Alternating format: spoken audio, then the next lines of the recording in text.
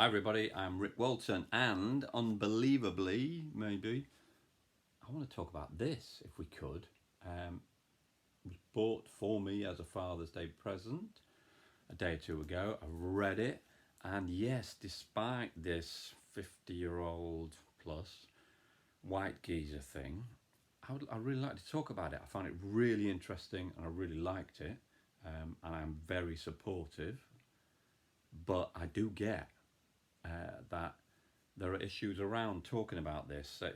Some would say it's impossible for me, or certainly foolish and fraught, for me to comment on it in any shape or form. But do you know what? It feels important. And honestly, even though I know that I am bound to be, by the very nature of things, culpable in many respects, I would like to offer something and, see what comes back.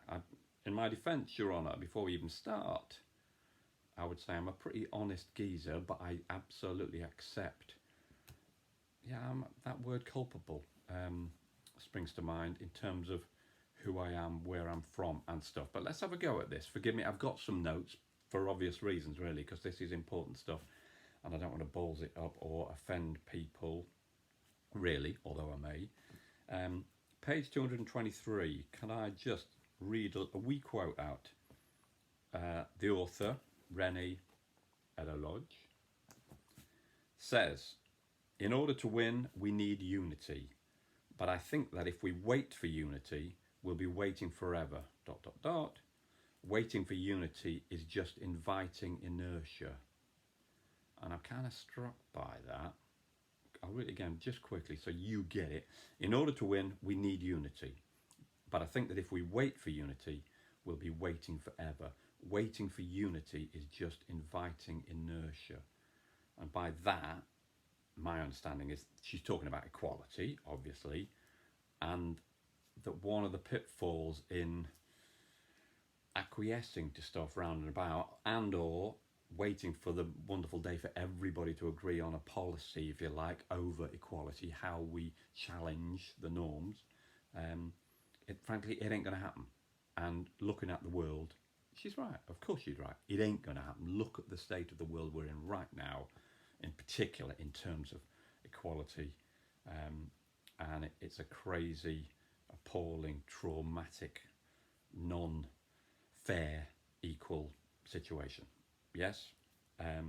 So, this is actually an activist book. It is, on many levels, and all the better for it, as far as I'm concerned, genuinely. The writer, understandably, it's in simple terms, just fed up of waiting for justice to prevail, equality to prevail.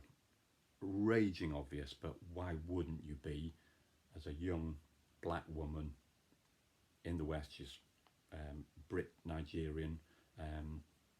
Why wouldn't you be?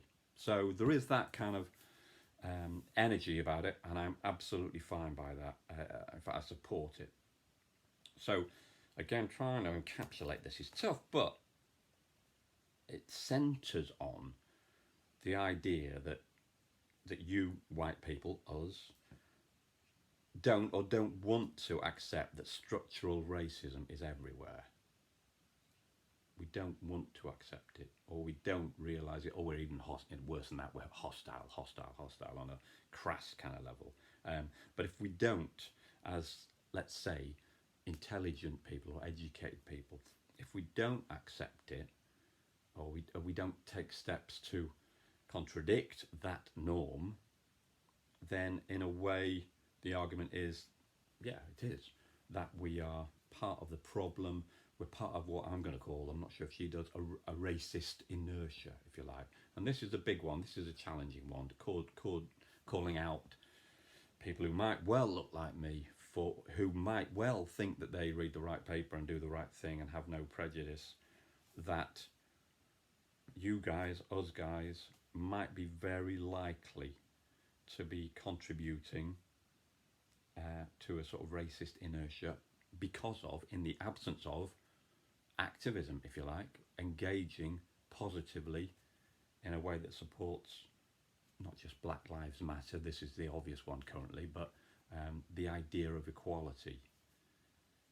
That's a really challenging argument, I get that, but for me it's obviously right, absolutely obviously right. I'm gobsmacked continually and honestly raging angry, not not just at the obvious stuff, the dumbos on Twitter and all the rest of it, the racist pigs out there, not just them, but a fairly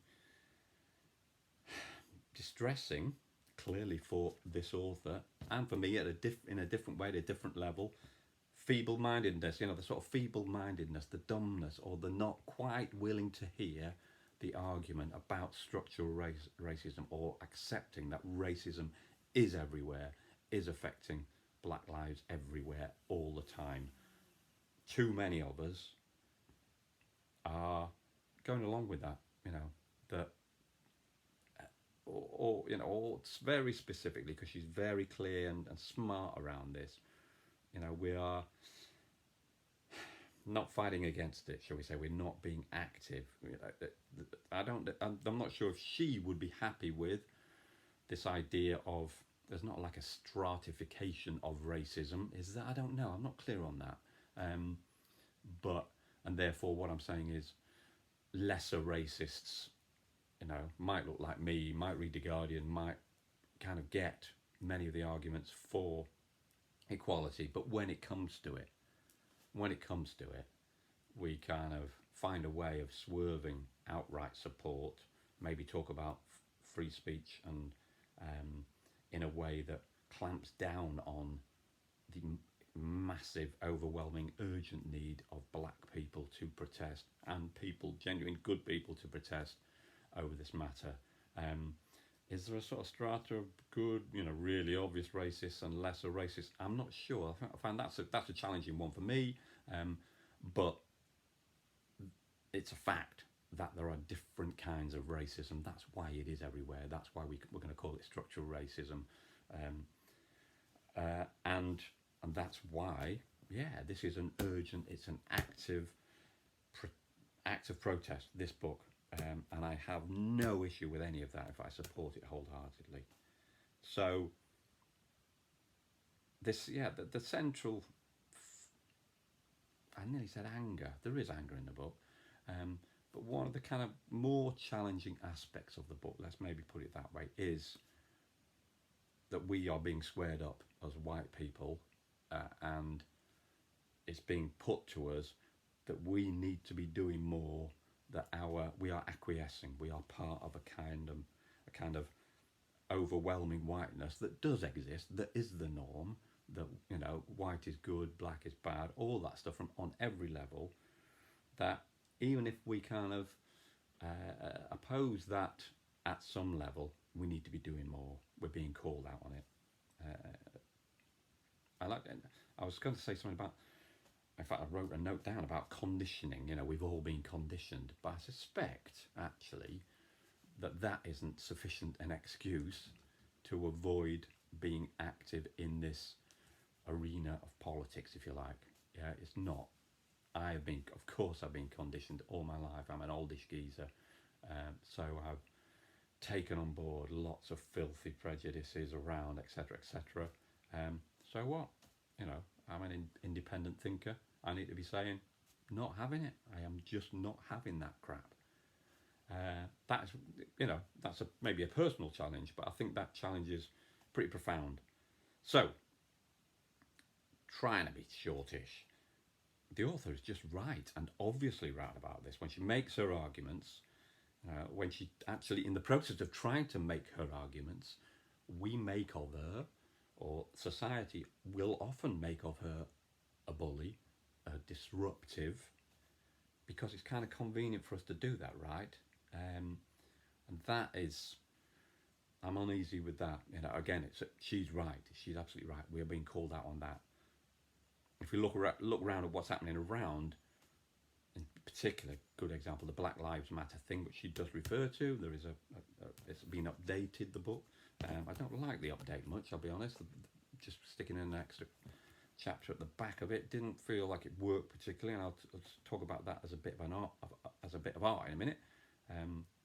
But clearly and unsurprisingly, the Black Lives Matter movement is being shouted at a lot, not just from racist donkeys, but from people who are making an argument about free speech, who are saying, you know, that you're so noisy, you're not prepared to hear any kind of contrary view.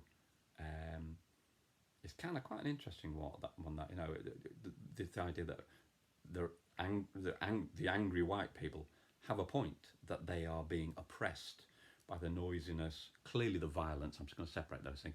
Clearly, nobody with a brain in the Black Lives Matter movement wants there to be violence, really. And yet, obviously, conveniently, the media generally has been heavily focused on that limited violence as a way of clamping down, as a way of suffocating, I think, probably, arguably, the truth, the righteousness, if I dare use that word, of the cause. It's interesting that. It's interesting. And ironic that, as I say, that white people are kind of claiming to be oppressed. And I don't just mean Nick Griffin and his morons, you know, who are arguing that we're being outnumbered. I mean oppressed in terms of we are not being able to have our say. Garbage, utter garbage, in the whole, because obviously it's the black voices who have never been heard, really. And even though they're doing a wonderful job, and or white people and people of all denominations and faiths and everything else are making a great job of the Black Lives Matter scene, don't tell me that, you know, black people's or the issues around equality have been addressed. Of course they haven't. Of course they haven't. Look at the state of the world. So it's a nonsense that white peoples are in any sense being oppressed by this.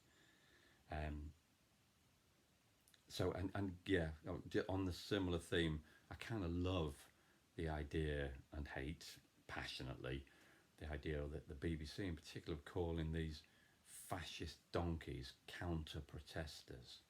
That's what they were getting called on main, you know, on big TV channels who should know better.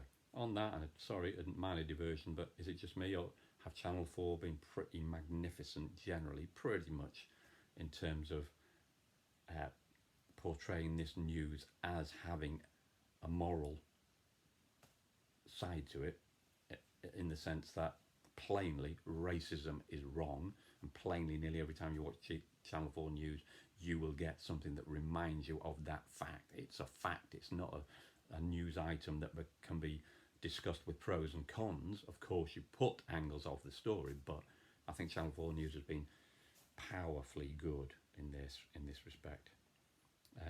So anyway, in trying to wrap up ish, I really like the way this book dismantles the casual but immensely damaging, excuse me, I can't even say it, assumptions of white folks who clearly won't or can't or don't want to hear the utter reality of structural racism. Absolutely slaughters that as a project.